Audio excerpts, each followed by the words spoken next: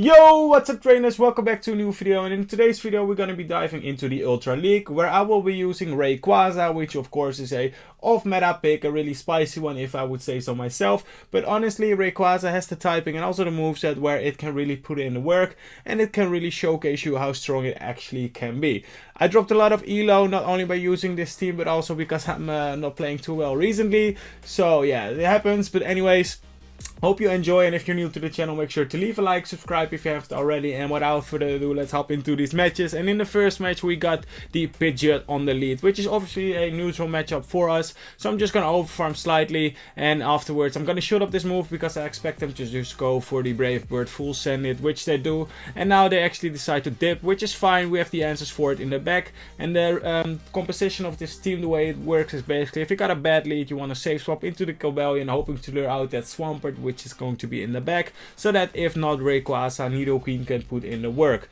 So here they say swap, as I said before, into the Registeel, and we can easily survive one Focus Blast. We don't have to shield up that move, so I'm just going to overfarm a bit, and then I'm gonna go for the Sacred Sword once more, and now let's see if we can take them out here. No, they survive, and they actually are going to get the win switch, but that's alright because this puts up into a nice spot where we can get some nice extra farm on the Rayquaza, which is really important. And they actually decide to bring in the Pidgeot, which is energy dry obviously, and we have so much energy right now on the Rayquaza, so we're gonna put in the work with the Rayquaza. We're gonna go for one more Dragon Tail, and then we're gonna go for the next Breaking Swipe, and we're just gonna lower their attack by 2 stages already. Can we reach another one before they do?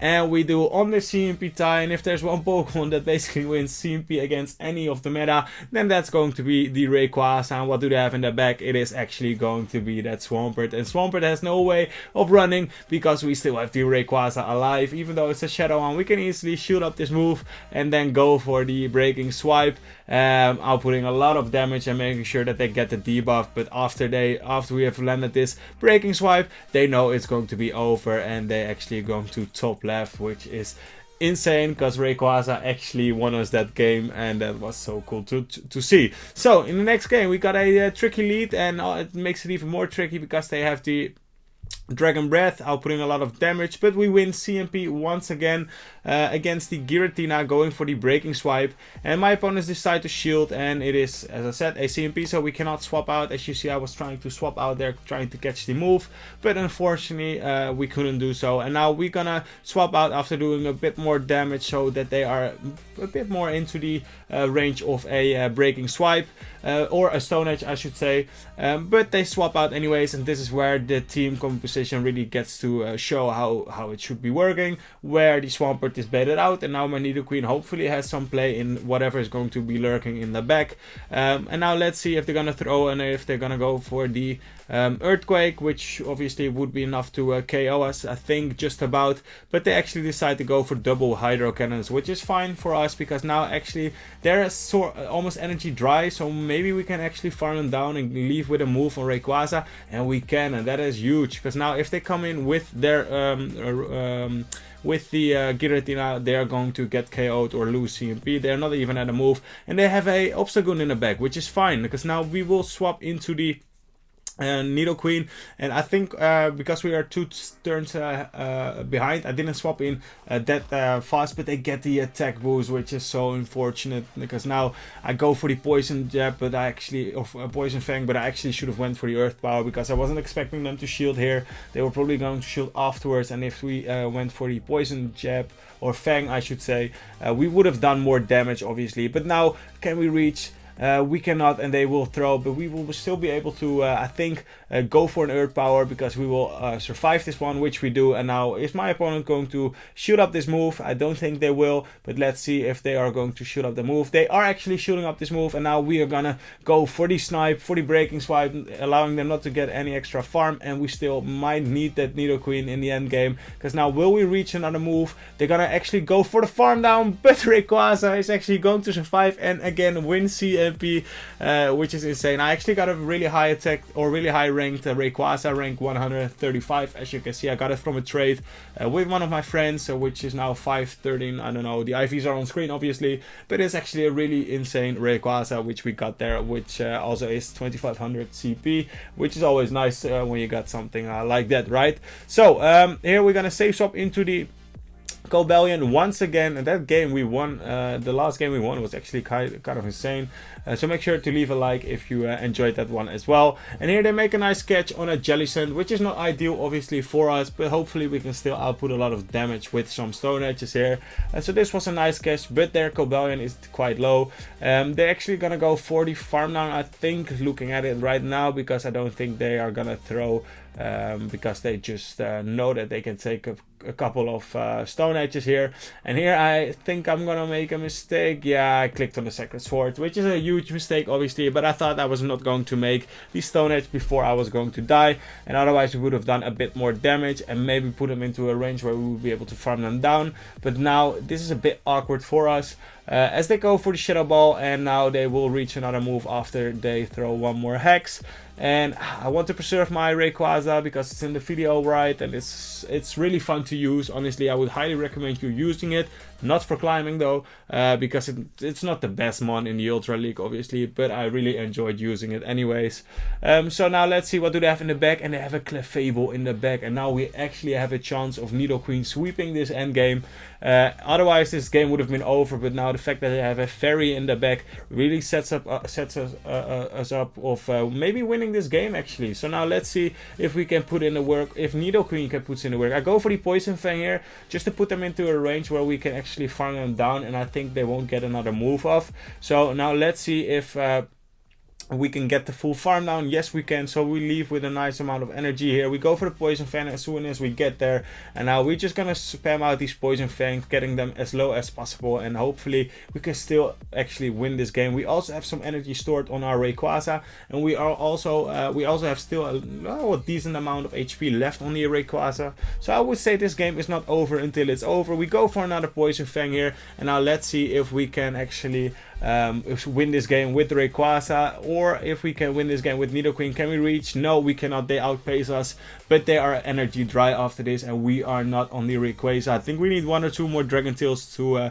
get to the move. 1, 2, actually 3, but we will reach it anyways before they reach. So now we actually win a game where I wasn't expecting of winning that one. And as you can see, Rayquaza taking out the Fairy type, which is so nice to see. So we go into the next game where we face yet another Giratina on the lead, which is obviously not a fun Pokemon to see. This time they are running Dragon or a Shadow Claw, which actually helps them by reaching the move before we do. So that's not ideal. But anyways, we can shield up the move and then go for a breaking swipe, and they swap into a I don't know, I didn't really see what they had there. I think it was a Mewtwo, a defense form Mewtwo, right, or the armored Mewtwo, which is really nice. I don't have one myself. I would love to have one myself, but anyways, the attack drop is going to help us here because they obviously have the dynamic punch, which does a lot of damage, but we can tank one. And now we're gonna go for the Stone Edge here.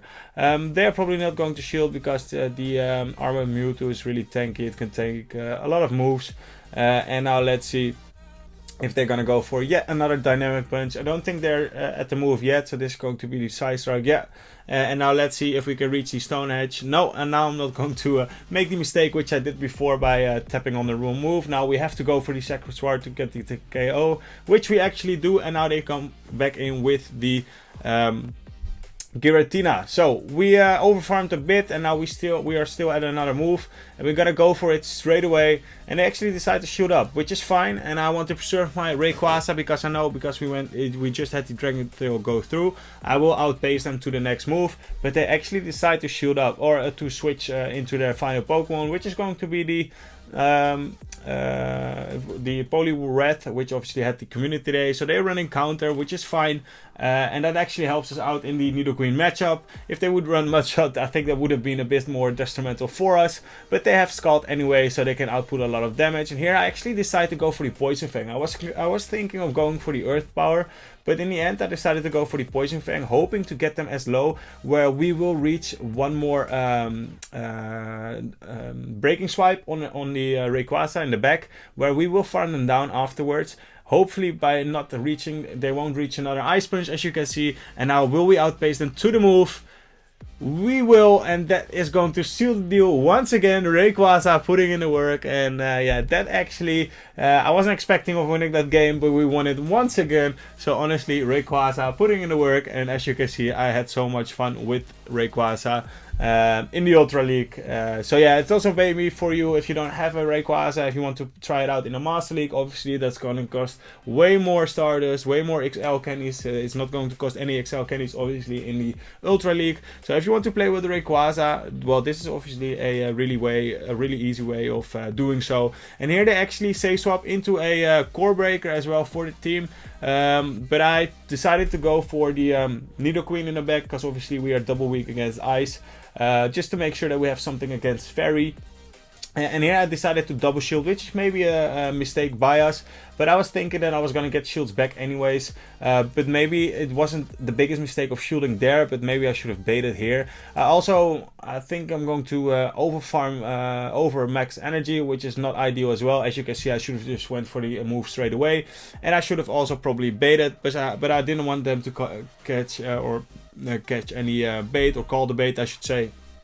And as you can see, we're gonna go for yet another Stone Edge, and they actually decide to shield up once more. So yeah, I should have maybe baited, and then I would have outpaced them to the Stone Edge anyways. But at this point, all shields are down. We still have a Rayquaza in the back, and we can come in with the Nidoqueen now, because they would have outpaced us to the Shadow Claw, or the Dragon Claw I should say. And now we're gonna go for the Breaking Swipe, and they have a Swampert in the back, and that actually puts or sets up our win con, because now we can maybe survive. I think we will survive one Hydro, but we won't survive two. Can we reach yet another one before they reach? No, we cannot. Unfortunately, Swampert is going to outpace us here. And the thing that's going to be even more unfortunate is that we have to throw here, because Swampert will outpace or will reach before we take them down. And we cannot let that happen, because I think the Charizard in the back has a move stored. And if so, which they do, this game is probably going to be over. Maybe we can survive a Blast Burn. I think we can, just barely, but this is not the best IV Nidoqueen, as it is a Hundo, and we are just short of reaching. And that is going to be it for the video. So I hope you trainers enjoyed this one today. I had so much fun using Rayquaza, so I would highly recommend you try to make one if you want to play with one, because it's much more obtainable obviously for the Ultra League than putting in a lot of Stardust and using it for the Master League, which obviously is the place where it shines the most. But yeah, I can expect, or I can understand that that's not maybe the most easy way to get it there. And well, I would say try to use Rayquaza, and without further ado, hope you trainers enjoyed this video, and I will see you trainers in the next video. Peace.